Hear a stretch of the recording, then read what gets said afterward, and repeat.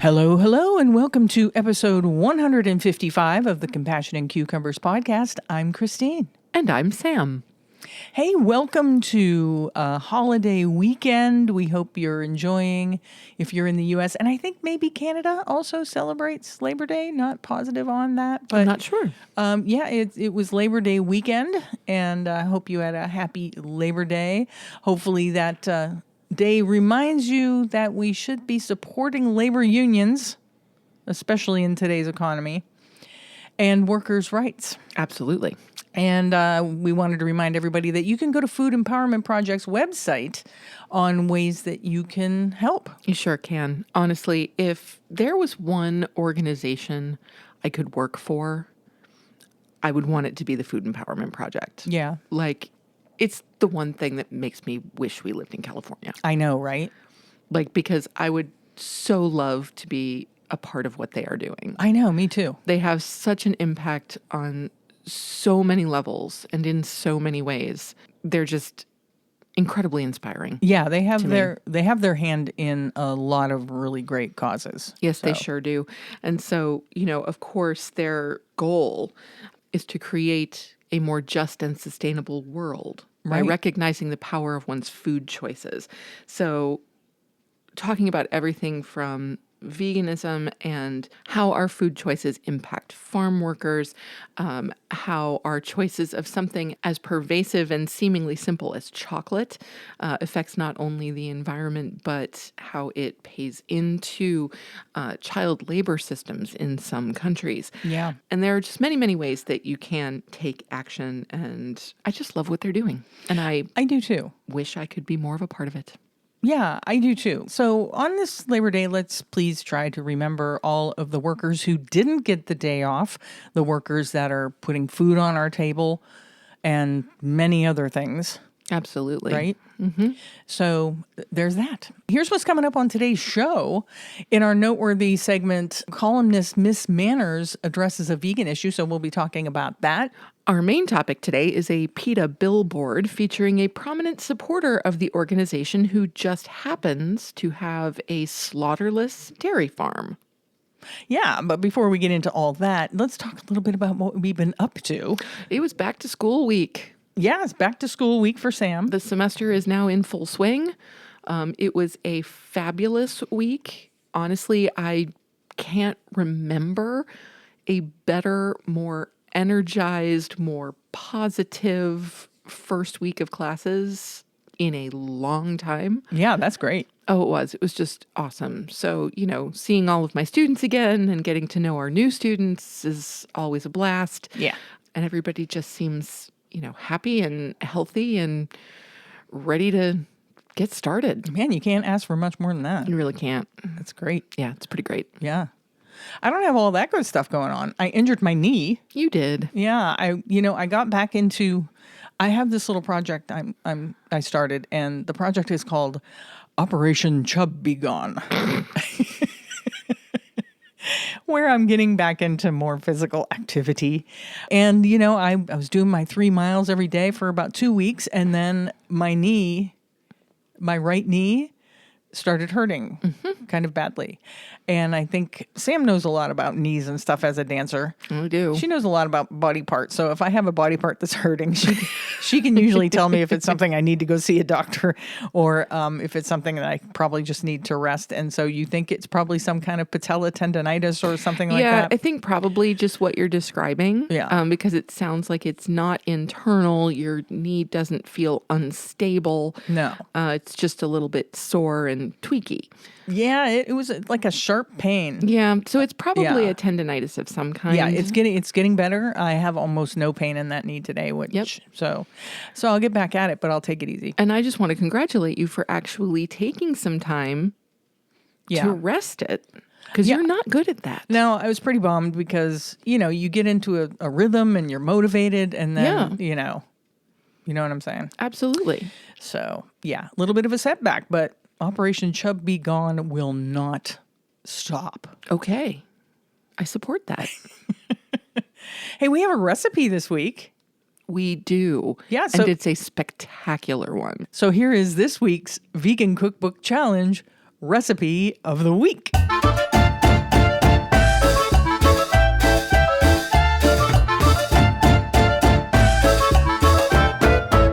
This week, we made this recipe out of this book called Cauliflower. That's all it's called.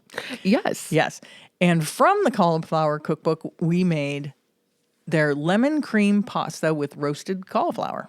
And this came about because for some reason the other day I felt like we hadn't had cauliflower in a while. And I love cauliflower. Yeah, and you were right. We hadn't. It's one of my, like, right at the top of the list staple vegetables. Yeah. On an average week, I would be shocked if we didn't have cauliflower a couple of times in Yeah. different iterations.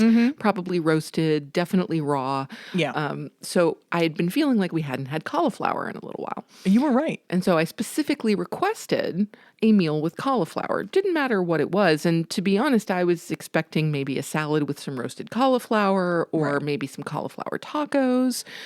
But Christine went above and beyond with this recipe and came out with this gorgeous lemon cream pasta with roasted cauliflower. This book is not a solely vegan cookbook.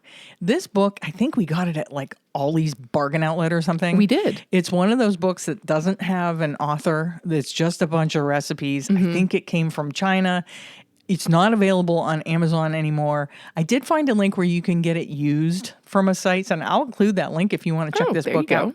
Because almost all the recipes, if they're not already vegan, super easy to veganize. Actually, this recipe in particular was not vegan. It called for milk. And so I just used plant milk, of course, because you make like a roux and make a cream sauce. And it turned out great, lemony and... It really did. Yeah. First of all, just the really sharp hit of citrus in the sauce, and of course from the lemon zest that you put on top of it, was just so refreshing. And I love citrus in just about any form. Yeah. So this was really great. But also the fact that the cream sauce was not heavy. No. That's one of the things that I tend to struggle with a little bit with cream sauces. Like if you're talking about an Alfredo or something like that. Yeah, it wasn't like that. Tends to be a little too heavy, too fatty for my taste. Yeah. But this was creamy and light and satisfying and was such a great balance to the roasted cauliflower. Yeah, and texturally it's really good too because you add in some roasted chopped almonds and then with the roasted cauliflower, there's a lot of really good textural elements going on with this recipe. The cream sauce does have butter. Yeah, I used vegan butter and plant milk when I made the cream sauce. So, it does have some fat in there. Sure. It's not devoid of any kind of naughty stuff, but really good. It was really good. Right. Yeah, it was fantastic. And it was actually better on day 3. So yeah, it got better. It did. So day 1 was wonderful. And in addition to cauliflower, by the way, there is some spinach in this recipe. So it's not just cauliflower. Yeah, actually, the recipe called for arugula, but we didn't have just arugula, and I didn't feel like picking the arugula out of our spring mix. That's reasonable. Yeah. So I used baby spinach instead, and it was just as good. Yeah, right? absolutely. Yeah.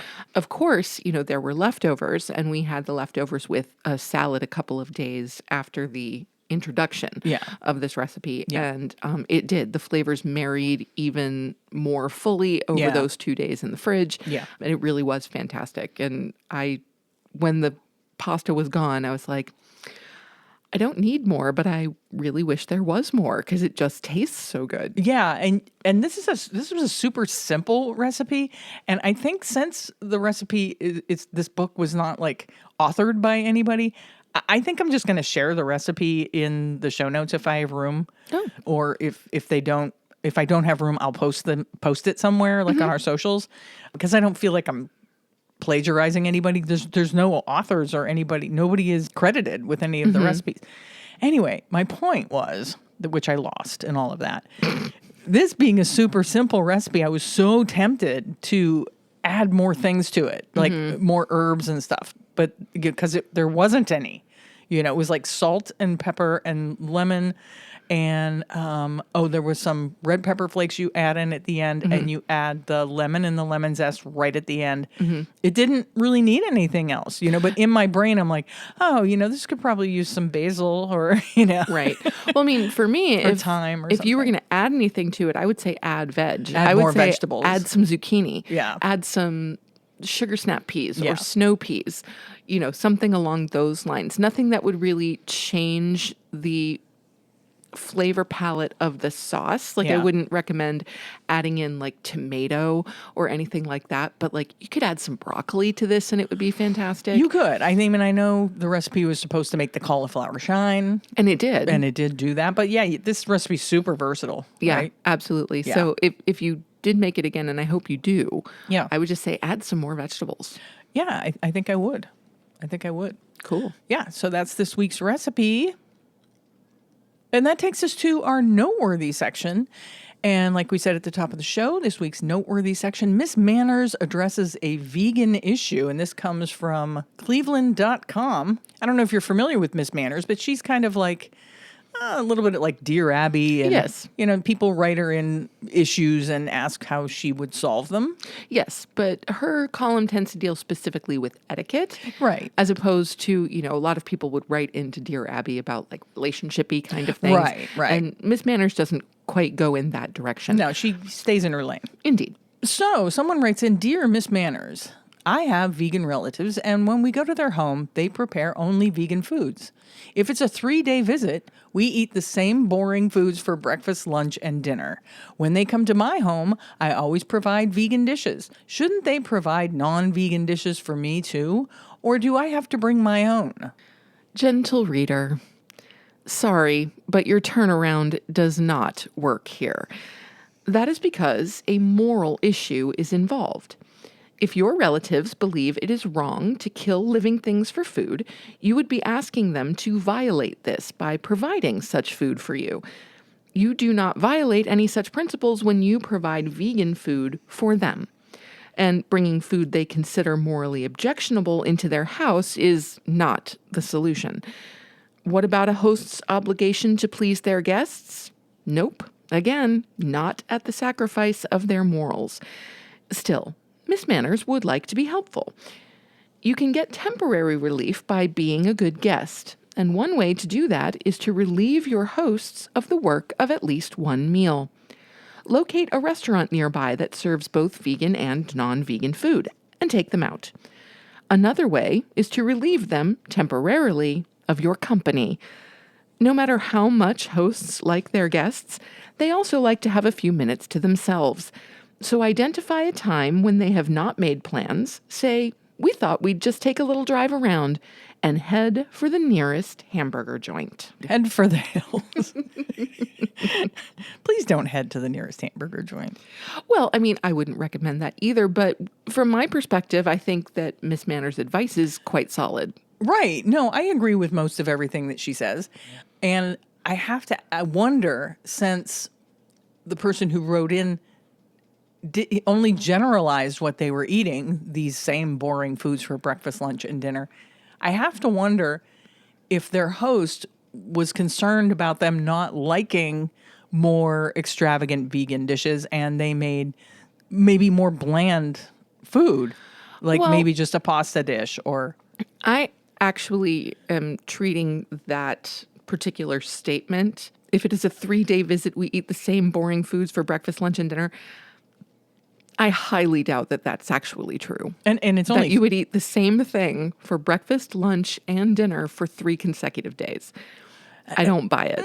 Maybe. I mean, it's hard to say. Like I said, it could be a case where the guests maybe aren't very experimental or adventurous where food, like maybe they won't eat tofu, maybe they won't eat some things, or maybe their host is afraid that they won't eat some things. And so like when we have family over, I often just make like a baked ziti and some vegan meatballs, and if you had that for 3 days in a row, you might be like, enough with the baked ziti already. But you wouldn't have it for 3 days in a row. I wouldn't. Because one, you would communicate with your guests.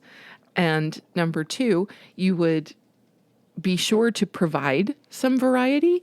So if this is the host fearing, and I'm putting fearing in air quotes, that their guests are not particularly adventurous, then I would say that the host needs to communicate with their guests a little bit more clearly. Yeah. If the guests are saying vegan food is gross and boring and we won't try anything, then that's not the host's problem. That's true. That's totally true. Yeah. That's just the guests being difficult. Yeah. And Miss Manners is 100% correct when she says the turnaround doesn't work that way because on one side it is a moral issue and an ethical issue, and on the other side it's just they don't want to eat vegan food. That's right.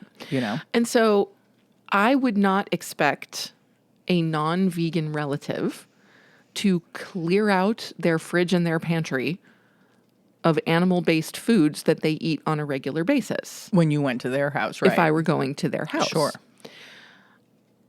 But non-vegan members of our family also know that if they're coming to our house, with the very small exception of a few things for Lucy, when she's here for a stretch of 2 weeks, and we're talking vanilla yogurt raisins and things like that. Yeah. With only that exception, if they're coming up for a weekend, they're going to eat vegan food in our house. If we go out, they're welcome to eat whatever they want. Right. And that is, giving that advice that they relieve their host of cooking a meal or two by going out and eating. Yeah. I mean, why didn't they think of that? Why didn't they just say, hey, why don't we go out, Yeah. It's very simple. Yeah. But I agree. When it comes down to an ethical issue, you can't... Well, okay, not can't, because of course you can. It is possible. But you shouldn't ask your host to set aside their ethics for your taste buds. Yeah, absolutely not. It's quite simple. And so, while we might take some small objection with Miss Manners saying, head for the nearest hamburger joint. Yeah. It's still perfectly reasonable advice to an omnivore Sure. who is attempting to adapt to their vegan hosts. And hey, I can appreciate that if you have family staying for more than a few days, go. take a drive. I don't care where you're going. Just, just go for a while. I think that's good for everybody if you don't spend all the time together. So, sure. So, well handled, Miss Manners. Yeah. I like it. Yeah. I mean, big ups to Miss Manners for handling that question. I think in a really good way. Mm-hmm. Yeah. Yep. I approve. It's time for our main topic.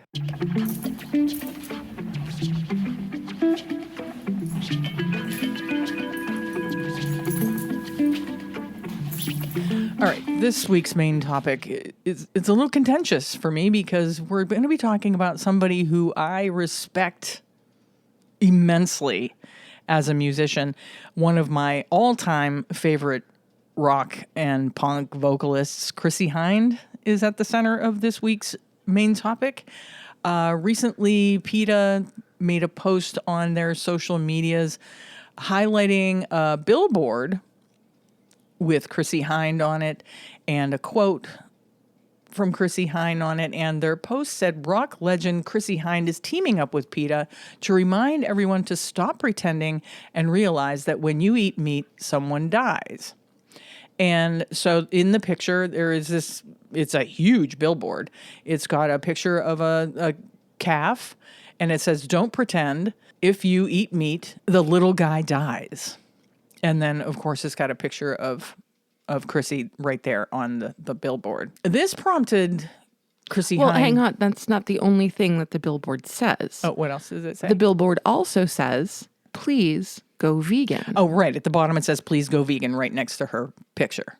But Chrissie Hynde herself is not vegan. She is not. And so their post prompted a statement from Chrissie Hynde on her social media. Do you want to read the statement? Sure, happy to.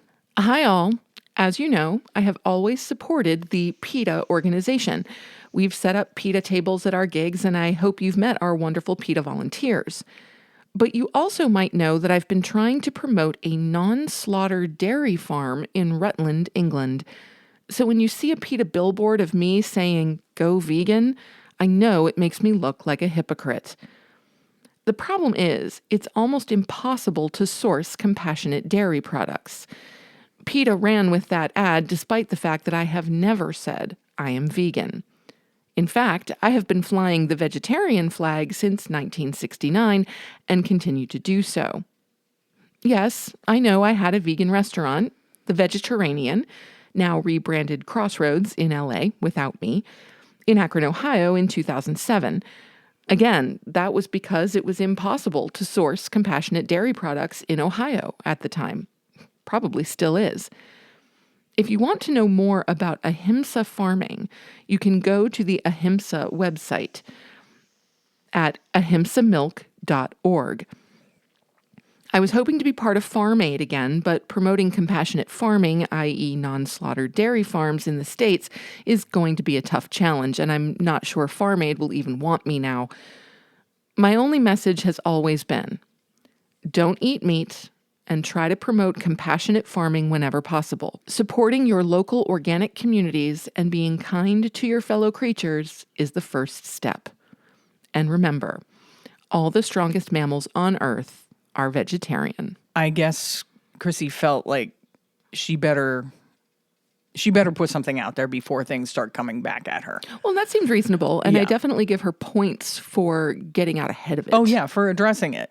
Yeah. Yeah, and telling people where she stands on the vegan vegetarian spectrum. Right. And I also think it was actually pretty irresponsible of PETA to use her image next to "Please go vegan" when she herself has never claimed to be vegan. Yeah, I don't know if they didn't clear that with her or her people before. Yeah, putting I'm that thinking sign there out was or- probably some miscommunication there. Yeah. So I don't see it as hypocrisy on her part. No, I mean it is a quote. It's a quote. And she doesn't deny that she has made that quote about the little guy dying. Well, right. Right. But she hasn't claimed to be vegan. Right. So that's what I'm saying. I'm not talking about the little guy because as a vegetarian, she's, of course, trying to stop the slaughter of animals for food. Yes, and also trying to seek out and source, and I'm going to use air quotes here, compassionate dairy, like she says. So that, of course, opened up this rabbit hole, right? I'm like, well, let's take a look at ahimsamilk.org and see what this slaughterless dairy farm is all about. So the word ahimsa is Sanskrit and means nonviolence. Yeah, I think we've spoken of that in the past. I'm sure we have. It's a principle that carries through Hindu and Buddhist and yogic traditions and is one of the core tenets of those belief systems. So it's the idea that you live and work and engage with the world while causing no harm. Right. The idea of causing no harm is actually impossible. Just by existing, we do cause harm to other beings, largely insects. And it's making the conscious choice to avoid causing harm whenever possible. It's not about perfection, but it is about reducing the harm that we cause in the world as much as we can. Yeah. Yes, it is. So at first glance, when you go to the Ahimsa Farm website, of course, there's a very large picture of some adorable Jersey cows and their calves. And it says in very large print above the picture, calves stay with their mothers. So they're aware that one of the main problems vegans have with dairy, aside from just the general exploitation of the animals, is that the calves are removed from their mothers almost immediately after they're born. Yes. Then they say they milk by hand. All of their cows retire. And there's all kinds of really beautiful pictures of their lovely animals on their farm and big skies and green grass, and their calves suckle until they're weaned, says another picture. Anyway, what do we think about this? Well, I have a lot of thoughts about this, actually. I too have a lot of thoughts. I too have a lot of thoughts. The first thing we can get out of the way is this situation preferable to that of a CAFO? Well, yeah, absolutely, 100%. Of course. And certainly on the surface, yes. Right. But the thing is this. While I will praise Ahimsa Milk for clearly, at least per their pictures, clearly caring for their animals, for maintaining a small operation. They have about 36 cows on the property, or at least that's what their website seems to suggest. Mm-hmm. You know, cows are given space to roam. They're not enclosed. Great. All of these things. Wonderful. But it doesn't change the fact that the production of cow's milk for human consumption is unnecessary and exploitative. It does not. It doesn't change that fact at all. And I think, as a matter of fact, it harms the movement, even though they're trying to maintain a compassionate farm. It causes more harm than good, in my opinion, because what it does is it reinforces the thought that you can have compassionate dairy when you really can't. If, sure, this isn't sustainable. There isn't going to be an Ahimsa farm in everybody's neighborhood. No. You're not going to go to an Ahimsa farm and get your slaughterless milk and cheese and all. No, it's not a sustainable model. No. All it is doing is reinforcing the incorrect notion that if you buy grass-fed and all of these other humane washing tactics, that it makes you feel better as a human, right? Yes. That there's no exploitation, that you're not part of a problem that exists when you are, if you're purchasing those products. Also, in my opinion, it reads like a animal sanctuary where the animals are being subjected to exploitation. Yes. Okay. So some of their working principles, for example, are we never kill a cow. Okay, great. I'm behind that. Never kill a cow. Sure. Love it. Love it. Our calves suckle from their mothers until weaned. Outstanding. Absolutely, that's as it should be. But the mothers should not then also be required to give milk for humans. Right. Right. We primarily milk by hand. Okay, I'm sure that is more humane than milking machines. Sure. But again, we go to it's still unnecessary, and you are still using this animal for a product that we as humans do not need to consume. Right. We do not need dairy to survive. Right. Right. And finally, we give our oxen meaningful work. I have to ask, meaningful to whom? Right. Is that work meaningful to the oxen? I doubt it. Right. Okay. Yeah. And I'm not going to deny that plowing a field with plows or treadmills that are pulled by animals is more environmentally friendly than using machinery that uses fossil fuels in order to function. That's certainly preferable, but it's still exploitation of the oxen. Absolutely. They were not put here in order to plow fields. Right. Right. Their only value is not to plow a field. Right. And I guarantee you, if the oxen spoke our language, they would probably say, yeah, living out here is not so bad, except for, man, that plowing thing. Yeah. That's really? That's a real pain. That's a real pain in the butt. And it's hard work, and I don't really enjoy it. Right. Yeah. Another thing that you might be wondering is, how are their cows impregnated? Their cows are not forcibly, artificially inseminated like in most dairy farms. But how did they put it? They have one bull Right. in a field with whom they allow a cow to spend a few days if they decide she is ready to be impregnated.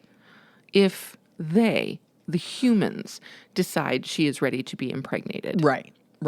Not So, if the cow decides she's ready to be impregnated. yeah. So, I mean, there's some semantics there as to whether or not it's forcibly impregnated. Certainly. Or not forcibly impregnated. The cow might not want to spend time with that bull, you know? Yeah. So, yeah, I'm sure he's a very nice bull, but you know, they might not always want to spend time, even though the humans involved feel that it is time for a particular cow to become impregnated so that they can then milk her. Yes. Another thing that kind of bothers me about this, and another thing that kind of makes me look at this like it's a sanctuary that's exploiting the animals, is they have like these quote unquote educational things going on. They have cow cuddling and brushing cow experience, where, of course, humans are getting lots of hands-on with the animals. They have a cow feeding and hand milking cow experience, where, of course, more human interaction with the animals, whether or not these animals want this human interaction. Right. They do have glamping pods on their farm, so you can stay there. And of course, they sell the products that come from milking these cows. They sell the milk, they sell the cheeses. So this is, without question, a commercial operation. Even though they're not for profit, they are a non-profit organization. That's interesting. Yeah. So they are a nonprofit, and I'm sure there is some way you can get around that by saying that you are selling the products in order to benefit the animals that are on this farm. I'm sure there's some way around it. They're not in the United States. I'm not really super familiar with the nonprofit laws in the UK. I don't know how that works. Yeah. In the UK, more research is required. Yeah, but they have all the things that an animal sanctuary would have. Like you can donate, you can sponsor an animal, you can buy a calendar of all their animals, and that just kind of creeps me out a little bit. You know, that I think what creeps me out about it is that they're existing in the nonprofit space. Yeah. You know. Yeah, absolutely. And it does seem strange, the idea of sponsoring a cow. And I have no issue with sponsoring animals. We do sponsor animals. We have several animals at Farm Sanctuary that we sponsor every month and have been for years. And I have no issue with that at all. But the idea of sponsoring a cow so that she can be exploited and used for her milk. Yeah. That, to me, there's a disconnect there. Yeah, there totally is. And don't get me wrong. If all of the dairy industry as a whole went this model, which I know is completely unsustainable. Right. But living in a dream world, if every dairy, every CAFO abandoned everything that they're doing and adopted this model so that every small town and community had an ahimsa farm, I might look at this a little differently. It's still exploitation. Yes. But if they could use this model to eliminate factory dairy, that would be, I mean, I know that's completely a pipe dream. That would be Probably. the only way that I would accept this as something good. You know? Yeah. So we'll go back to the original statement. Preferable? Yes. Good? Not so sure. No. And I think that it, like I said before, it just reinforces some bad ideas about Right. happy cows, and Yeah. it reads as humane washing to me. Yeah. You know? I agree. It does smack of a little bit of misinformation, and that doesn't mean that I believe the organization is lying in any way, shape, or form. I'm sure that they are on the up and up and are presenting very clearly what they do. But it does portray an image of dairy as being essentially humane, which I don't agree. I don't believe that it is. Yeah, I don't agree either. It doesn't say what happens to all of the calves. They don't, of course, slaughter them, but they only have 38 cows on their property. It doesn't say what are they selling off the male calves. From what I could read, I didn't see anything that addressed what happens to the offspring of all the cows. Yeah, I couldn't find anything on that either. Yeah. But we all know, and hopefully you know by now, that a cow is not giving milk if it hasn't had a baby. So with 38 cows, each one of those cows has had offspring. What happens to all the Yeah, all it says here is calves? that there is no slaughter of cows, bull calves, or bulls, and that calves stay with their mums and the herd. Yeah, so I mean, if they continue this model, they're just going to have more and more And cows. more cows, yes. It's completely not sustainable. Well, right, because they are pasture feeding the cows, Right. which of course is better for the cows, but is not better for the environment. No. The impact on that pasture land will be greater and greater and greater over time. Yeah, and they will eventually have to find different land for these cattle One would think. to graze on. Yeah. So yeah, there's some questions there that aren't answered on their website that I'm curious to find out. Me too. So let us know what you think about this. Not necessarily Chrissy Hind at all. She just kind of brought all this to the forefront with Ahimsa Farms. I respect her decision to be vegetarian. I don't respect that she thinks that there's such a thing as compassionate dairy. Right. You know, she's been a huge supporter of PETA. She's been a huge supporter of the vegan movement. She's had, like her statement says, she's had vegan restaurants. But I think she might be fooling herself a little bit by supporting this. Perhaps. Yeah. And I don't know. I can't say. I'm not in Chrissy Hind's head. Yeah, I'm not either. And I have to say, so Chrissy Hind, as a vegetarian, does she not eat any dairy that she does not consider compassionate? And how does she do that? Interesting question. You know? And how about all the people that volunteer and work at Ahimsa? Do they not consume any non-compassionate, air quote, dairy? Right.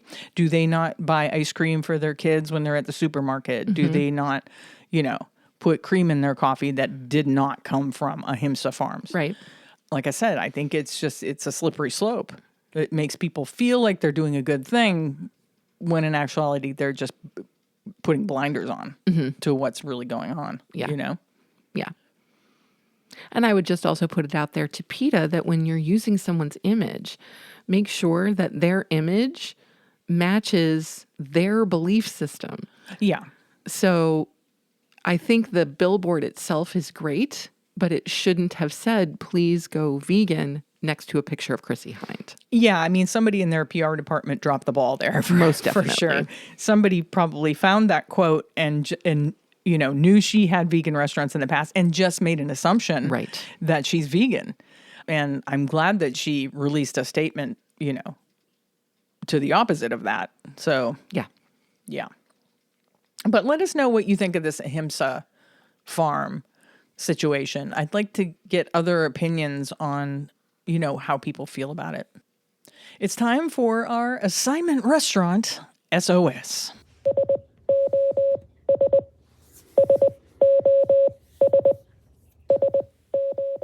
This week's assignment restaurant is The Green Table.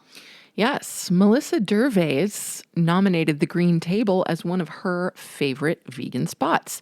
They have 2 locations in the Tampa Bay area, one at 3390 Tampa Road in Palm Harbor, Florida, and one at 990 Broadway, Unit 109 in Dunedin, Florida.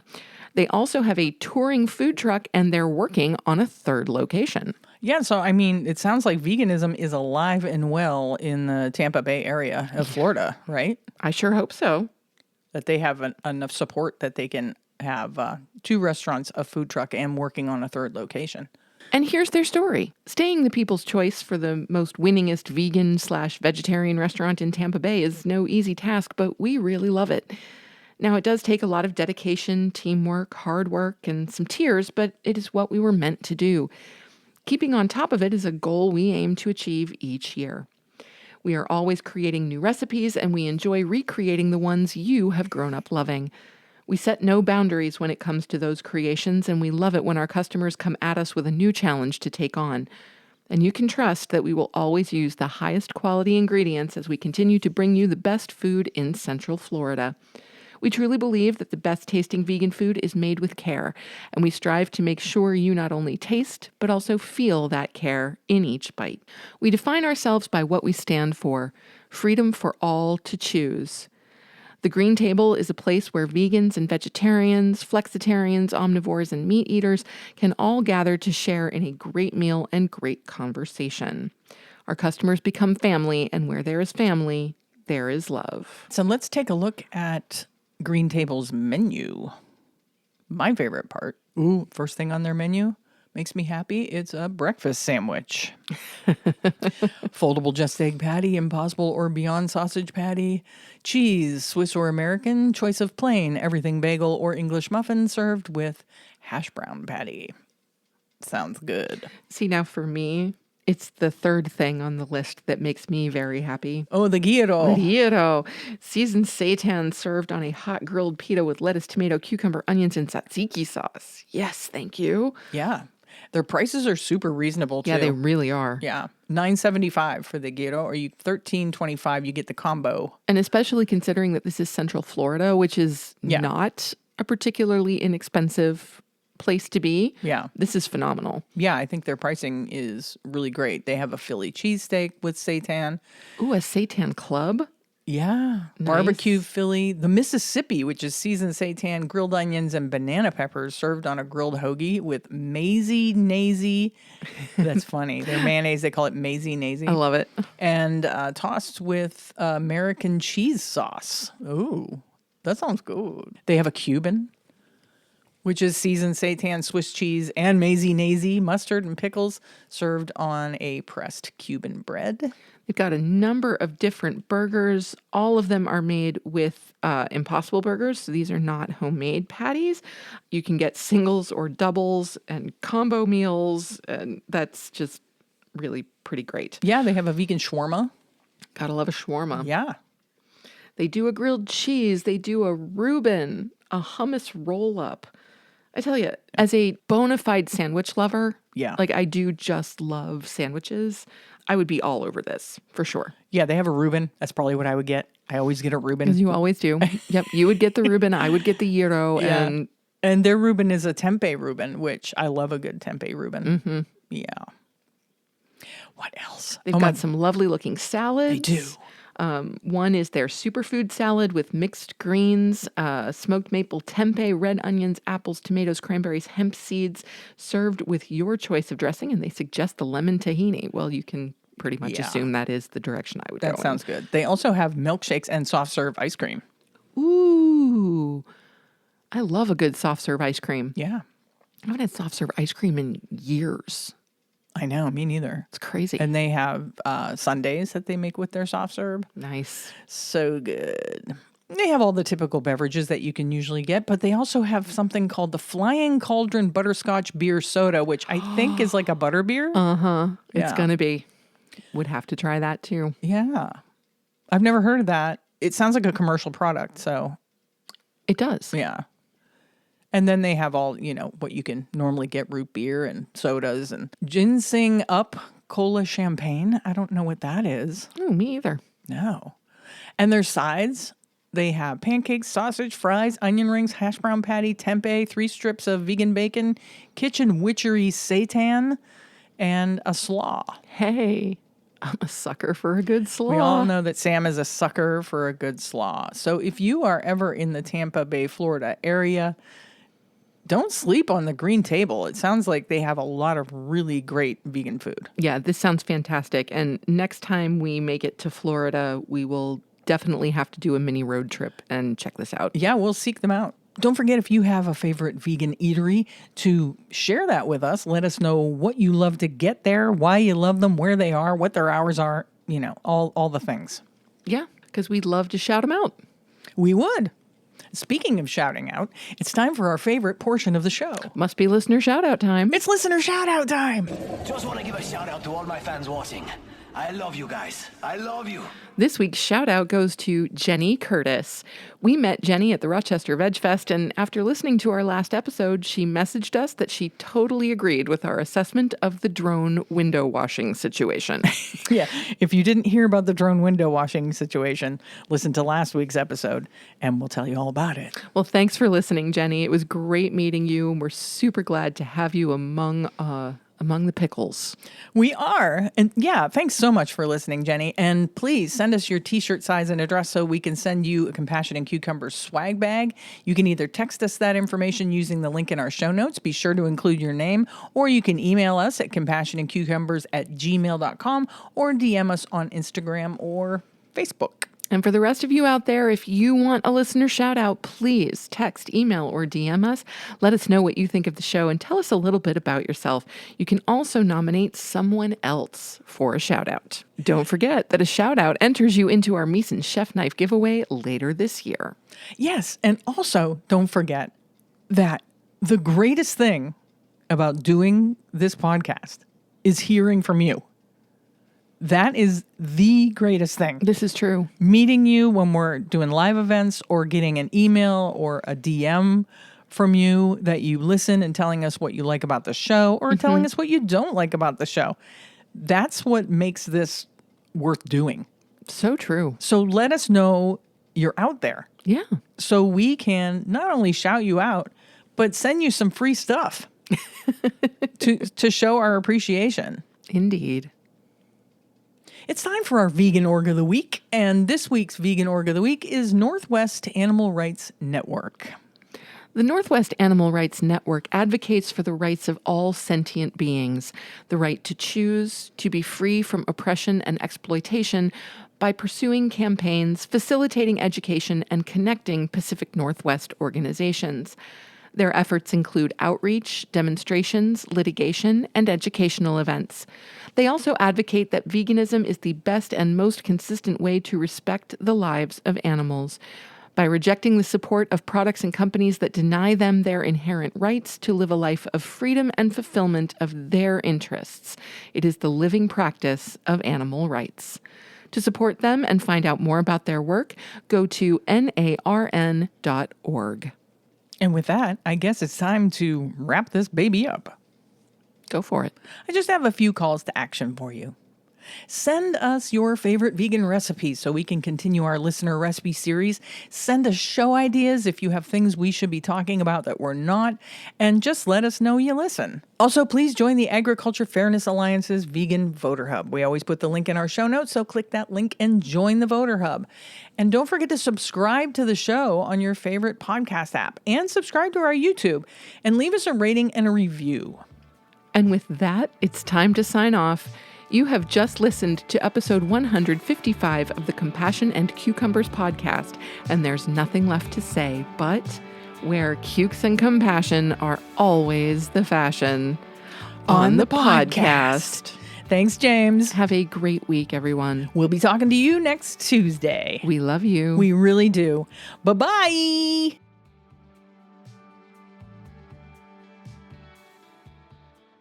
The end.